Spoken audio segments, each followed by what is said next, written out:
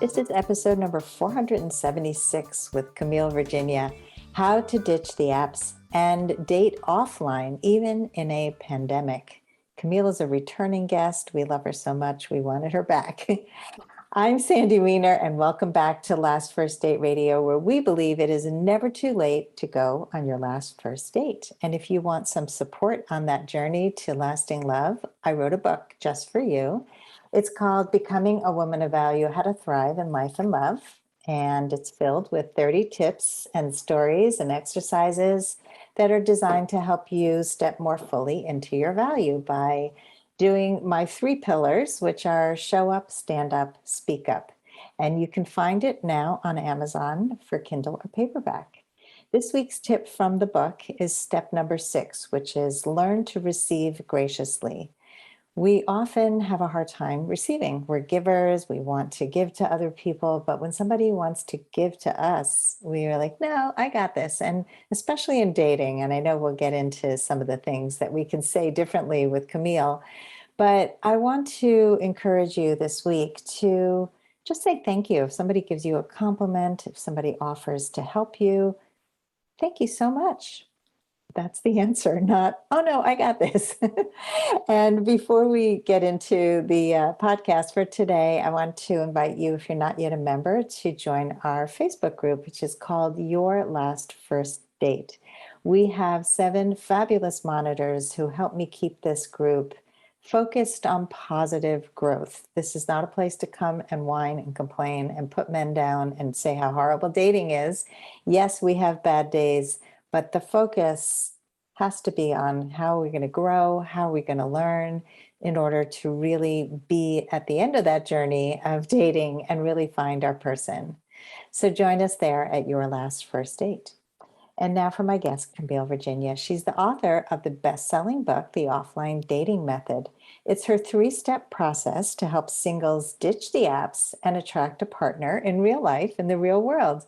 She is dedicated to helping people create a more meaningful life offline, even in a pandemic. She's been featured in media, including The Atlantic, the BBC, and USA Today. Welcome back, Camille. Thanks for having me, Sandy. It's a pleasure. I always love talking to you because very few people talk about offline dating. It's all about the online dating. And then you get the people who say, I don't want to date online. It sucks. So why is it so important for us to connect now? Now in the middle of COVID, we're sort of at the end of COVID, but now we're back in the middle of COVID. So why is it so important? Well, when we thought COVID was just going to be a few months back in spring 2020, everyone just wanted to hunker down, order your groceries online, stayed out of the grocery store, and we thought we could just kind of power through it, get it under control, and that would be that. And now we're 18 months into it, and this thing's not going anywhere. So it's important to remember your mental health as well as your physical health. So it's finding that balance of, unless you're immunocompromised or there's a really good reason why you absolutely need to be in lockdown, it's finding that balance that works for you, still staying safe, but acknowledging your human need for connection. Because if you don't and you isolate yourself, then a whole bunch of other comorbidities are going to pop up that have to do with loneliness, which actually can become physical impairments as well. Yeah, I so agree. I think many people started to have like bad mental things going on after we thought it was going to end and we thought it was going to end. And, it's like the isolation was really getting to people, and I saw people having breakdowns. And so it's finding that balance, like you said, with staying safe, with the need for that human connection, because we really do need human connection. So how do we do it? How do we date offline during the pandemic? Well, like with anything in life that's important, it's being intentional. So it's following your local government regulations, of course. There's certain things required, start with that. But then after that's in place, define what your comfort level is. Are you comfortable meeting people with masks on less than 6 feet away, or only 6 feet away, or only outside? What does that look like? And then work within those parameters to meet people. So maybe you're only comfortable with masks on outside, go to the dog park and get your social time in at the dog park. Maybe you don't even have a dog. You just go to the dog park and that's your social time because it's outside, you're comfortable. People have a reason for being there. They're, just watching their dogs, probably not doing a lot except for being on their phones, which means they're probably not doing anything important. And, so working with that or joining a hiking group or things that are outside, the weather's still fairly decent. So being creative with that. If you're comfortable just being 6 feet away with masks on, then that opens up a lot of other things if you're okay being inside. I've met guys at socially distanced concerts and fairs and, just it's kind of just being creative and seeing where are the opportunities to meet someone and listening to that little voice inside your head that says, get out, go connect with someone. Because if you're getting that voice of, it's time to, you haven't talked to anyone in a long time, it's time to go connect, or you're feeling lonely, that's Mother Nature's loving nudge to get out and connect. Because we do need connection as much as we need human or food and water. It's actually been shown that. It's really true. I find it really interesting that you said dog park because I run this membership program called the Women of Value Club, and I think you were a guest on the Women of Value Club in the past talking about offline dating. And we had a guest this month who talked about how to have difficult conversations and ask the hard questions. And she met her partner at a dog park. No, actually, she met the guy before her partner at a dog park. And so she, handsome guy, they're talking, it's a small town. She kind of knew who he was, but not well. And they were going to meet and she had him quarantine for 2 weeks and she was going to quarantine for 2 weeks because she has a son who's immunocompromised. And after they decided to quarantine, he started to get weird. Like he started to pull away a little bit and not be in contact as much. And she kind of called him out on it. And he got really mean and ornery and angry and controlling. And she was like, I'm not going to meet this guy. So that's an important thing to remember too. Like if you put your boundary down and say, I need 2-week quarantine before we meet, or I only will meet somebody wearing a mask, and they push back, then we get to make a choice whether we want to meet somebody who's not going to respect the boundary. Mm-hmm. Yeah, I love that because it's so true.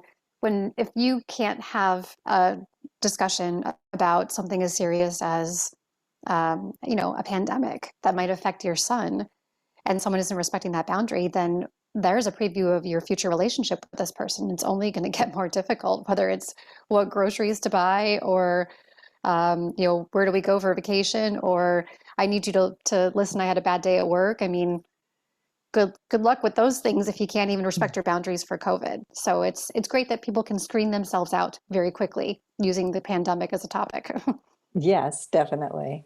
So we were talking a little before our podcast episode today, and you told me you even had a relationship during COVID and you met 7 guys after that relationship ended. So tell us how you went about meeting all these men during a pandemic. So yeah, I met my now former boyfriend in the middle of summer 2020. I went to a outdoor dinner with friends. I wasn't expecting him to be there, and they had invited him, and he showed up and we just hit it off. And then we both talked about what our parameters were with COVID. We were both on the same page. We did a lot of stuff outdoors, and yeah, we ended up dating for a year and living together. So, unfortunately, our values didn't align. One of them being honesty, but better to find that out, sooner than later. And so we ended the relationship at the beginning of summer. And since then, yeah, I've met 6 or 7 guys offline, just being out and about, because I really, in the process of grieving the breakup and everything that he and I had been planning together, and knowing and absorbing that wasn't going to happen anymore, I felt lonely for the first time in a long time. And I wasn't lonely before I met him. So that was very aggravating.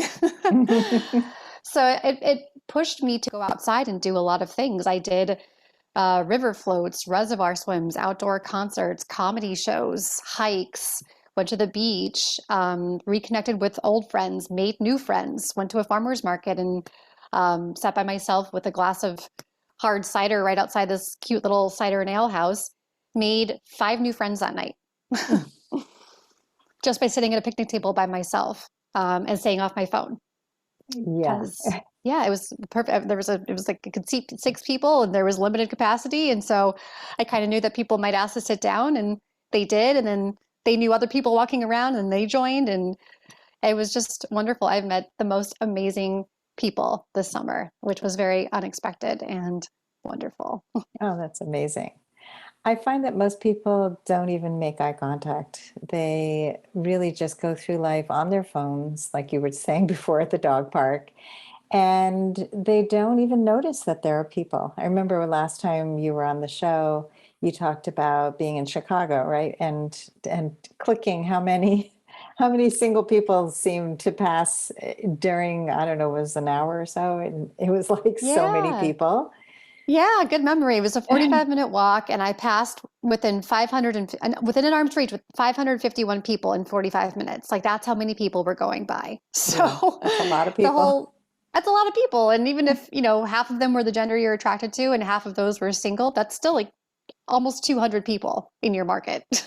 Yeah. So people always want to know, like, how do I know if somebody's single if I'm meeting them? What do you do? Well, they could read that section in my book, but to expand upon that, it's you don't know. We can't tell from looking at someone. And so if you make a decision for someone like, oh, that person's so attractive, they've got to be in a relationship. I'm just not even going to try. When you catch yourself making decisions for other people, stop right there. You have no idea what this person, their relationship status is, who they are. We can make snap judgments about people based on appearance, but we have to be open to having those be wrong because a lot of times they are. So this is why I say just approach everyone with the same conversation skills, with the same icebreaker. Just have a casual icebreaker. Comment on something around you. Ask a question about something they're wearing that genuinely interests you. You don't know if this is going to be your next date, your next client, your next best friend. So just release that outcome, and the script is the same for everyone. And at some point, if it gets a little flirty, and maybe you notice a wedding ring or something, then you can excuse yourself or say, "Oh, I see you're married. How did you meet your wife? I love those stories." Or incorporate the partner in.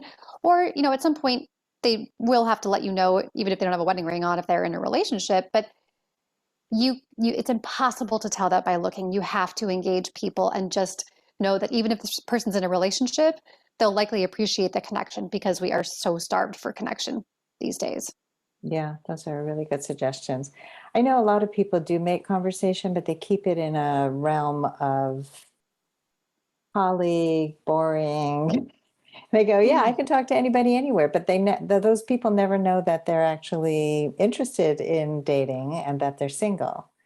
So how do you convey that? Now, you're talking about how do we get to know them, but how do they know what your intentions are? Well, a few things. So if you just stay on safe topics like the weather or someone's bag that you commented on, first of all, no one cares after 30 seconds, right? It gets real awkward real fast. So the problem with staying on those topics is that you're giving someone a preview of what conversation with you would be like. And so if it's just surface level stuff, why would that person want more time talking to you if that's all they can see? Like, oh God, if I went on a date with this person, we'd be talking about the weather and shoes and stuff for I don't know how long. I don't want more of this conversation. So you've got to get off that icebreaker topic. The icebreaker is just meant to see if the other person is open to talking. And especially in the age of COVID, being respectful of people who don't want to be connecting with people is really important. So the icebreaker is just like hitting a tennis ball to someone, hey, you're going to hit it back? What's going on here? Want to play a game? Nope. All right, see you later. I'm going to go hit a ball to this person over here. But to get off the icebreaker, whatever it is, just ask a question like, how's your day going? Just something that's open-ended. And of course they could answer good. How about you? And then, you feel free to expand upon it a little more, like, oh, it's going really well, actually. This morning I did this and this and this, which shows that you're open to continuing the conversation, and then maybe you ask a follow-up question that's open-ended as well, and see if they want to engage on a more personal level. Because if they were just asking about a can of spaghetti sauce you were holding at the grocery store and that's all they wanted to know, then when you ask how their day is going and they just say good and walk away, then that's perfectly safe. It's like on to the next person. But you may strike up a great conversation with someone when you follow up with a open-ended question to get off the small talk. Yeah, people don't ask open-ended questions. It's like, I even was looking at a friend of mine has an application to get on a coaching call with her. And there were a lot of yes or no questions. And I said, why are you asking yes or no questions? You want to know a little bit more about the person before you get on a call. But people don't realize it, and she's really smart, great coach, didn't have any idea she was asking closed questions. One thing that I had heard about something like how's your day going, is to be able to kind of segue that into bringing up a topic that you have something you love. Like, my day is great because, and, like recently I was chatting with somebody on a dating app and I said, I had a great day because I went to the botanical gardens today. It's my happy place. What's yours? So now we're in a conversation and he didn't answer me. So that conversation's done. But, and that's what happens a lot with people online, because we haven't made a real connection yet. And it's like, I'm just curious about something really small about your life. But yeah, you can tell, is a person ready to engage? Are they not ready to engage? And I think the more we can share those little tidbits about our life, the better it is, right? Definitely. And it gives jumping off points so that we can go deeper with things like, oh, why or how long have the botanical gardens been your happy place? Why do you like them so much? Can you describe your day there? And so then you can get more visceral. You can get into more someone's why behind why they like something, not just that they like it. And you want the person who's going to explore that, Yeah. Because otherwise you talk about the gardens for 5 minutes and then it's on to the next thing, and you topic bounce. You want to go for depth, like on one topic, go as deep as you can, as opposed to breadth. Because breadth, you're jumping along, you're going to run out of stuff. It's not fulfilling. I feel like verbal whiplash a little bit if someone asks me too many unrelated questions. I'm like, where are we going with this? Let's just pause on one topic. Let's go deeper. Tell me everything about this. Why do you feel this way? Why did you make that decision? I want to know more about that. And it just feels so much better. And that's when people really open up, is when you ask great questions. Mm-hmm. If they can take it to the next step. And I love that verbal, what'd you say? Verbal whiplash. Whiplash. Yes, that's so good. People tend to do that on dates too. Like, it's just a barrage of questions and they think that asking a million questions can help them get to know somebody. But honestly, it doesn't, because you want to know the why. Like you said, the why is the most important thing. What do you love about your job? If you don't love your job, what would you rather be doing? Why do you want to do that? And then you could just keep going down that path instead of, I'm a lawyer. Oh, that's nice. It's like, fine day outside for a walk, isn't it? Just like unrelated. You're like, right. Yeah, okay. Yeah, I think it's going to rain. I know. Oh gosh. Oh, that's the worst. I mean, in my position, I do love a tough nut to crack like that. I find that as a great challenge. I'm like, oh, I see what you're used to. I'm going to give you a great conversation here. But like, for most people, I know they're just struggling to be like, what question do I ask? How do I get to something meaningful? So I have the 5 elements of a meaningful conversation in my book, The Offline Dating Method. So I literally walk people through the 5 elements of how to get off the service level and into something meaningful. And actually, I say that the 2 main ingredients are asking great questions and then also listening. And I'm a visual listener. I didn't know this until maybe 5 or 6 years ago. But when someone's talking, I visualize it. So that's I call it the empathic listening technique. And it's something that anyone can do. I was just doing it naturally for 30 something years before. I was like, oh, and everyone doesn't do this? Oh.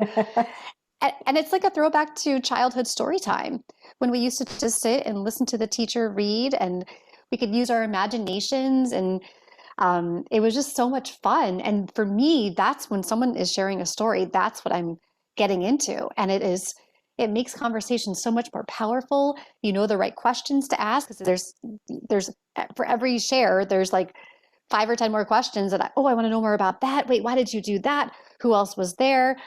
And it's fun because as opposed to reading a book or watching a movie, you actually get to ask those questions. You know, you can't raise your hand in a movie and be like, wait, I don't get that. What's going on? Why did he do that? But in a conversation, you can jump in and say that, and the other person will love it as long as you're not constantly jumping in, because they're like, oh my God, you're really paying attention. And that's like such a breakthrough for people. I mean, if people want to know the secret to getting a date, it's being a good question asker and a good listener, and that is it. It's true. And some people will dive too deep. And so it's knowing, like, don't probe and don't ask personal questions. I mean, that's how I feel. Like, if people will always ask about past relationships right away. And I don't really want to know that when I first meet somebody. I want to know who they are today. I want to know if they have something good to say about an ex. I want to know that. I want to know if they're bitter, and if they're talking about family in a bitter way, and friends and all the people who do terrible things to them. It's like but you made me think about last night. I was evaluating a speech at our Toastmasters club. And for anybody who doesn't know what Toastmasters is, it's a place to get better at public speaking and leadership. And so I've been a member for like 7 years now. And I love giving evaluations because I get to really listen carefully to the speech and find areas of opportunity for growth. And this person was giving a storytelling speech. So her focus was supposed to be about telling a great story. And she really did not tell a great story. She told sort of a lecture on what I learned by doing such and such, because she's not used to telling stories. She's also from another culture where they're very fact oriented and German, very fact driven, but it's always like the analysis and she's from China, which, she was raised to be successful in the sciences and, not really get into the descriptions of things. And so I mentioned her culture, and I said, I want to hear the story of growing up in China and what skills you had to learn to be great at work here, because she had once told me that in China, she was raised to be a follower and not a leader. Like, as a woman, she wasn't supposed to take initiative, and her job requires her to be a leader. And so how do you constantly go against what you were taught as a child? That to me is fascinating. I would love for her to share that and how the struggles and the challenges that she faced as a person coming from another country where English was not her native language. That's fascinating to me. Not just, I got this job and here are 3 things I learned, and it's like, right. Yeah. It's much more interesting to hear the emotions and the why, and the struggles and the challenges and how you kind of arced into who you became. That to me is really fascinating to know about a person. Me too. And everyone has probably dozens of stories like that. Even if they're from the US and still live in the US, I mean, we all have hopes, fears, dreams, struggles. And it's like you said, not probing, but getting to that and creating a safe space. So you also have to, that's another element of the 5 elements of a meaningful conversation, is to not judge, because people can feel judgment. So when you ask a personal question, it has to be judgment free. It has to come from an authentic place of curiosity. The energy of those words, and as you say it, will be felt by the other person. I've had complete strangers tell me things that they haven't told their friends or family the first time that I meet them, because I don't judge them. I just ask a question, or especially if someone kind of half mention something, which is usually an invitation to go deeper, which most people will shy away from. And I'm like, okay, they want to talk about that. And I'll ask a baby question, an easy question to answer. If they answer, then go a little bit deeper. And you can build trust very quickly in those moments of just being authentic and listening and wanting to know more about this human standing or sitting across from you. But yeah, it has to be judgment free. That's such an important thing to share, because we go in with so many biases and we're not even aware of them most of the time, unless we've really done some inner work and we have that consciousness. But if we can come in with curiosity instead of judgment, and also, just mindset in general is just so important. And coming in with an open mind, and you're going to meet somebody and it's going to be interesting, and wherever it goes, like, we don't know. But if people go in with this idea that it's a waste of time to go meet people offline because I'm just not meeting the one in 5 minutes, and Like it's working online too, by the way. Like you're not meeting the one in 5 minutes online either. Sorry. that's not how it works. But Nope. yeah, if you change your mindset and realize that it's part of the journey, it's part of the process, it's you're engaging with people, and it's always interesting. I when I went to the botanical gardens the other day, I talked to the guard. The guard was, just repeating the same message to everybody over and over, and everybody's ignoring her. And Mm. I just said, I had empathy for her. And I just said, "How are you doing today?" And she goes, I'm doing. She goes, "It's air conditioned in here, which is better than being outside." And it's just like we started a conversation where everybody else was ignoring her. And then I met a guy on the tram who was there with his kids, and we started talking, and we ended up talking the entire time we were on the tram. So my mom was with me and she was just in her own world, and I'm there talking to everybody.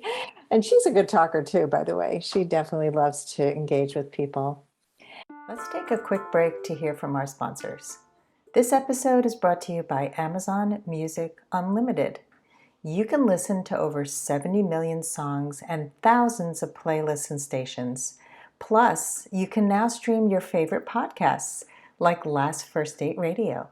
You can listen to any song, anytime, anywhere, on any of your devices, your smartphone, your tablet, your PC or Mac, Fire TV, and any Alexa-enabled devices like the Amazon Echo. Get Amazon Music Unlimited for free for 30 days. Just head on over to getamazonmusic.com/lastfirstdate to learn more and claim this offer. So let's get into the steps to attract a great partner offline. Now, you have 3 steps. Can you share what those are? Sure. They're the 3 chapters of my book. So the first is magnetic approachability. And that is attracting someone to you without even saying a word. So it's a whole chapter dedicated to just projecting approachability before you even open your mouth. So these are simple tips anyone can do. One of my favorites is dress for confidence in a conversation. And that's just putting a little bit of effort into your appearance. So if you're going to, I always use the grocery store because everyone needs groceries, but if you're going to the dog park, the grocery store, the post office, the bank, you're walking down the street, a movie, wherever, even if you're going somewhere super casual, put some effort into your appearance. I was at a resort recently for a wedding, and I was just going to lunch with my friend and her husband and their kids in the resort lounge area buffet, and I put makeup on. I was like, you know what? I don't know who I'm going to meet down here. I want to look really good. And I ended up talking to a guy who ended up asking me on a date. And I had that confidence to not, shy away when we were talking, like, oh God, I should have put on makeup. I should have not been wearing my sweatpants. Like that energy will come across as being self-conscious, and it's completely different energy. And it comes through in your connection or lack thereof. So even if you're in a casual environment, it doesn't mean you're surrounded by casual people. So dress in a way that makes you feel good. Maybe it's not necessarily putting makeup on, but it's, wearing a favorite sweater or just something that gives you a little more confidence and makes you stand out a little bit. And then the conversation part of that is to literally wear something that stands out a little bit, because are a really easy topic for people to comment on. They're very safe. So wear like a bright color or a cool hat or um, vintage jewelry or a pattern or something like that. Just stand up from the crowd a little bit, show some personality, and it gives people something easy to comment on so that they can come to you if you're like most women, it's nice when the guy approaches you. It's a little less intimidating. Yeah, I love the just wearing something that people can start a conversation on. I've had so many people comment on earrings or a color or a top I'm wearing, especially earrings or jewelry. I think that's a great conversation piece. Yeah, my friend Michelle, she would wear this pink crystal necklace everywhere. And when this was back when I was first developing my PowerPoint presentation, which eventually became my books and courses and things. And I was telling her about, when guys comment on something you're wearing as a woman, there's usually some level of interest there. And she's like, oh yeah, guys compliment my pink crystal necklace all the time. I was like, great. Where do you take the conversation? She's like, I say thanks and walk away. Right. Oh, shoot. I was like, Michelle, do you really think a bunch of men are interested in your pink crystal necklace? And she's like, oh my God. Ding, ding, ding, ding, ding. You're right. So That's great. we fixed that for the next round of guys who would compliment her pink crystal necklace. But that's most women, right? We can get very literal of, oh, thank you so much. Bye. Where are all the good men? And like four men have tried to talk to you in the past 10 minutes, giving you random compliments. But because again, those are just the icebreakers, ladies, gentlemen, everyone. It doesn't matter what the topic is. That's just someone seeing if you're open to engaging. And then you can get into the meaningful stuff. But they just want to see if you're open. So don't just answer the question, add something to it, tell a little story about it, or ask a question back. How's your day going? Mm-hmm. Right. Yeah, Yeah. great tip. Because people miss so many opportunities that they just don't even realize it. I know. Yeah. So what's the second step? So I kind of got into the second step a little bit there. It's effortless engagement, and it's just using that casual icebreaker. And I don't recommend having a pre-planned line that you say because it will be out of context, And I know that some coaches advocate that to kind of throw someone off a little bit. Like, would you call this heather gray or slate gray? And you can kind of throw people off, and it can go either way. They may be like, I don't know you, I'm leaving. Or they may be like, I don't know, let me think about that. And it might work. So I'm just a fan of using something that's around you because it's going to be genuine, authentic. The person will instantly have context. You have a reason for asking it. And you're going to get a lot more hits than misses, and people open to engaging. So, I mean, that could be the weather. It could be someone's clothing. It could be, what are they drinking at the bar? Which jog at the dog park is theirs? Does that granola have macadamia nuts in it? Whatever. And then you can kind of see, I mean, at this point, what I've found is people are so starved for connection, even a simple question like that. And they're like, I don't know, let me check to see if it does have macadamia nuts. Oh, it does. Oh, it's also got raisins. I love raisins. Do you like raisins? Because people are just like, oh my God, someone to talk to. Right. A human. So, yes, exactly. Someone acknowledged me. Woo! So yeah. And then of course you don't have to talk. You can be like, yeah, I'm actually trying this new diet, or I'm trying to get back into a fit shape. I've got a reunion coming up or something. And now you've gotten off the topic of the granola or whatever it was, but that was just the entry point. So love it. Yes. I like that you're giving examples because people are like, I don't know what to say next. Right. So it's really helpful. Say anything is better than saying nothing. Right. Okay. And the third step. The third step is ask out organically. So once you've said the icebreaker, ask the question, whatever, then you get into meaningful territory. And that's simply with an open-ended question of how's your day going? What's the best part of your day? Something like that. And then I mean, step 3 is half the book. So that's really walking people through how to create a meaningful conversation, but it can happen so fast. It can happen within 30 seconds. You just ask a great question, like, a guy that I met at a fair. I was walking to throw something away. He dropped his sunglasses. I said, "Oh, you dropped your sunglasses." He said, "Oh, thanks. I'm giving them to my friend's wife." And we chatted a little bit, like, okay, went our separate ways. And then I was actually coming out of the porta potties, and I don't know if he'd been watching me go in or whatever. And I'm washing my hands, and he comes up. He's like, "Hey, are you single?" And I was totally caught off guard. But of course, then I snapped right back into it because I'm an offline dating coach. And we just started chatting, and I noticed he had an accent. And I was like, "Oh, where's your accent from?" He's like, "Oh, I'm originally from Philly, but I have a business in New York and blah, blah, blah." Because I could tell he wasn't, I live in Oregon. I was like, this is not a guy from Oregon. But I wanted to know more about that because I love where, people are from and where they've traveled to and things like that. So that was something that I picked up on right away. And now we're talking about, I was like, "Oh, I've been to Philly. I love Old City, I think it's called. What part of New York is your business in? What do you do?" He was an ex-Navy SEAL, so that was interesting. So yeah, it's just getting into meaningful territory by picking up on just something small that someone says or something you notice about them and asking about it. People love to share when they can genuinely feel like the other person wants to know about something. Yeah, totally. That's a great story. I think, I had a client who was in uh, Panera Bread working on her computer, which she didn't usually do. And I think she might have been meeting a date there and she brought her computer. And then the date didn't work out, but another guy comes up to her while she's working. And he said, "Hi, I haven't seen you here before. Are you single?" And he just launched right into, "Are you single?" Oh, I And love she that. was like, "Wow, I'm really impressed that you came over to me to ask that." Like she's learned to get out of her comfort zone by working with me.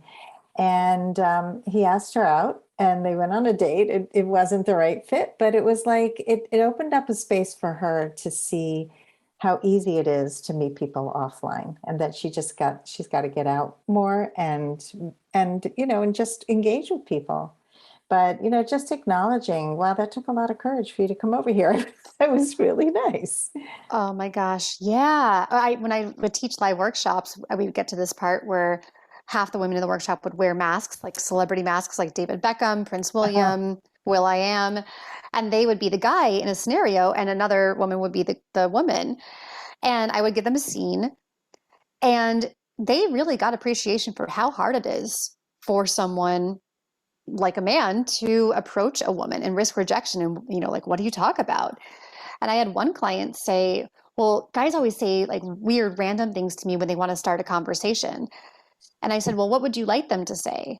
And she's like, "Oh, I don't know." I said, "If you don't know what they should say to you to start a conversation, how the heck are they supposed to know? Like they're just going on the fly here. They see an attractive woman, they want to engage her, and they're just trying to think on their feet here. Like help them out. Dating's a team sport.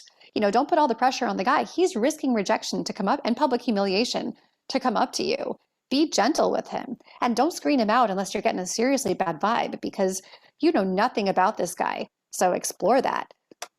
I love that. I think women totally judge men for the things that they say, the pickups and it is so hard to cold call somebody, basically. I mean, you don't know this person from a hole in the wall and you're trying to start a conversation, whether it's online or offline, it's awkward. And so you're just kind of pulling at like, I don't know, let's comment on something. And so, yeah, we have to be kinder and more understanding and more appreciative. I believe that too. So you Yeah. mentioned asking somebody out organically, and I remember you talked about being in a pharmacy, I think, or talking about tennis. I think I have this big memory of like talking about going to a tennis game and then asking if he was going to be going or something. Was that Yeah, did I get that right? probably. I can't think of it right now, but chances are, yes, that probably happened, Sandy. But I think also you might be thinking of the example that I give, which is how to get a date. So, how to turn that meaningful connection into a date. And it's to simply ask about activities that you guys like doing. Like, "Oh, what are your plans for the weekend?" Or, "How do you typically spend your days? What do you do for fun?" And that will bring up, what they like, what they do on the weekends, what they like to do for fun. And these are things that could be potential date ideas. So actually, I went to a wedding a couple of weeks ago, and a guy that I'd met a few times was there, and we were talking about hiking. He's like, "Yeah, I like to go hiking by myself and with my dog." I was like, "I love to go hiking. Let me know if you ever want to go with a partner sometime."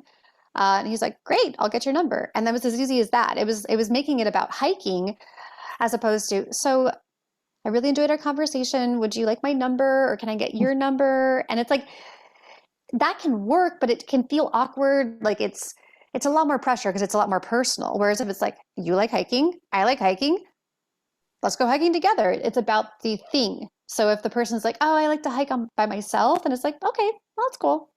I understand." Which they won't, like they won't say that. They will, if you've had a good conversation with them, they'll be like, "That sounds great. Come hiking with me." So it's inviting yourself. It's making it about the activity. Like, "Oh, I heard about this new Italian restaurant. I'm going to go check it out. Let me know if you'd like to join me." So it's so much less personal and so much easier. And then it's the perfect excuse for a date. And you know that you both like or are interested in the activity. Let's take a short break to hear from our sponsors. This episode is brought to you by Stello Mints. As a dating and relationship coach, I see how anxiety and stress can sabotage people's success in their romantic lives. So if you've been feeling more anxious lately, that's exactly what Stello Mints were made for. They're powered by CBD, and they're a fast and simple way to feel more calm and clear-minded throughout your day, and especially before a date with someone you like. And they come in 3 bold flavors: peppermint, lemon, and matcha. I got the lemon and they are delicious. And now for a limited time, you can actually get 15% off Stello Mints. Simply go to Stello Mints, that's STELLO mints.com, and use the coupon code LASTFIRSTDATE, all one word. That's Stello Mints with coupon code LASTFIRSTDATE for 15% off. So Camille, what makes your book different from all the other dating books that are out there? So it's the only exclusively offline dating book, and you can Google it. I'm the only person teaching exclusively offline tips out there, because a lot of people either focus on online or like a hybrid approach, which is great. But I'm so passionate about all the opportunities for in-person connection, even during a pandemic.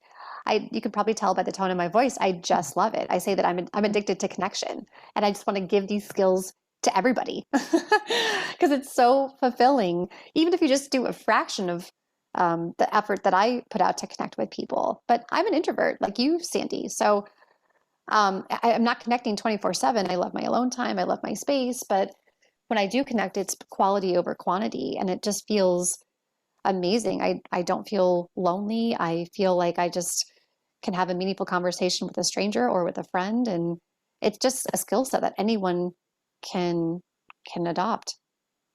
Yeah, there's so many great skills that you share because people struggle with making small talk. They struggle with conversation in general. They get in their head. And I remember one of your other tips was get out of your head, from head to mouth. It's like, just say what Yep, you're mind to mouth thinking. move. Mind to Yep, you mouth. got it. Yeah. I remember bits and pieces. And it's just so important not to overthink and to miss opportunities to say the things that are important. I mean, so many of my clients have important conversations they need to have with people in their lives, and they don't say them because of fear. And it's just so important to say these things. To just, they're usually going to end better than you think. And asking that question that was on your mind when you went home and forgot to ask or were too afraid to ask. So it's, just being able to make these connections. It's almost like magic, I think. When you meet people, it's like you go out of your house and you're on an adventure and Oh, you meet people and it's like, wow, I didn't expect these things to happen. Right. And it's so fun. it's so fun. I love that. It is like magic. I mean, how many, even before online dating and apps, like everyone had to meet offline. How many amazing stories are out there of people who missed a bus and ended up meeting someone because they missed a bus, or those split second moments that they ended up meeting someone who was in the rest of their life, was their partner for life or friend for life, or brought them to a new job, or, it's those split second moments and you never know when they're going to come.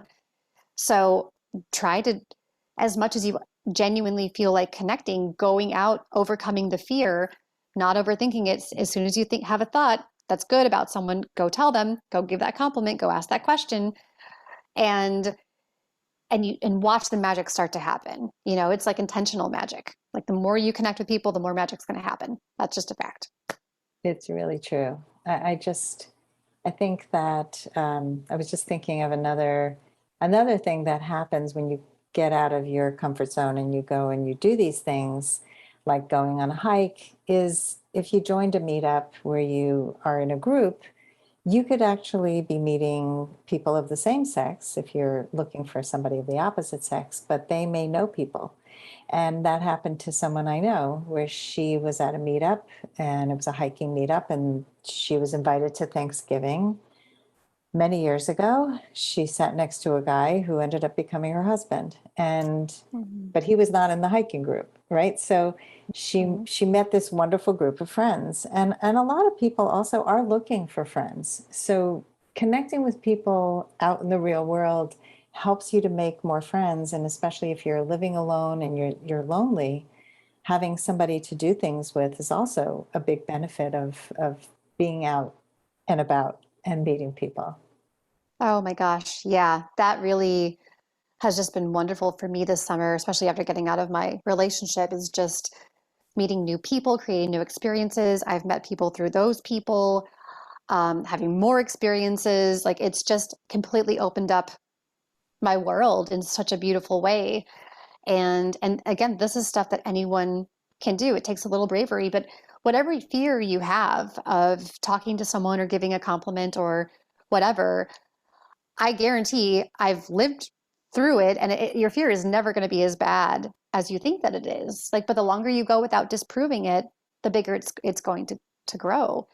So, yeah, it's doing something that scares you a little bit, and it's also being intentional and feeling into, who are you being pulled towards. So, sitting somewhere in public, taking a deep breath, and thinking, that person looks interesting, or I'm attracted to that person. Ooh, I don't know if I'm confident enough to just walk across and go up to that person, but that other person just looks interesting. I'm going to go explore a connection and comment on their scarf or whatever. So those little intuitive hits, can help you decide when you kind of tune into your own intuition. So you're not just like, oh, there's 20 people here. Where do I start? It's letting yourself be guided a little bit by whatever entity or celestial being you believe in. I love it. So those are just such great tips. I love everything that you share. I think that we all have to get out of our comfort zone on a regular basis, follow our intuition, stop overthinking everything, go deeper. Don't have like a barrage of questions that you hammer at somebody, but like have fun and get out and meet people offline, and buy Camille's book, which just got re-released, right? With some changes for gender, and what else has been added to the new edition? Yeah, so it's the offline dating method, 3 steps to attract your perfect partner, and it's updated. The first edition was for women seeking men, and this new second edition is for all genders and all sexual orientations. And I interviewed and pulled advice from members of the LGBTQ community, from men. So it's truly all inclusive. And then there's a bonus section, how to know if they're your perfect partner, which, spoiler alert, is all about values. Really good tip, because we often think it's about we both like to ski. No. No, not the right answer. Camille, how can people find you? They can find my book on Amazon, Powell's, Indie Books. They can go to offlinedatingmethod.com to join my free 3-day challenge, which follows the book, whether you have read it or not. It'll walk you through kind of the overview of some of the tips in the book so that you can attract a great person in under 3 days. And it's worked for a lot of people. Thank you so much, Camille, for coming on the show and for all of our listeners for listening today. We hope that you rate and review our show because that helps me bring more fantastic guests like Camille. And here's to your last first date. If you are ready to get unstuck, gain new tools, become more empowered, and finally find your last first date, I'd love to talk to you. Fill out an application to be considered for a complimentary half-hour love breakthrough session at lastfirstdate.com/application. That's lastfirstdate.com/application. I look forward to talking to you soon.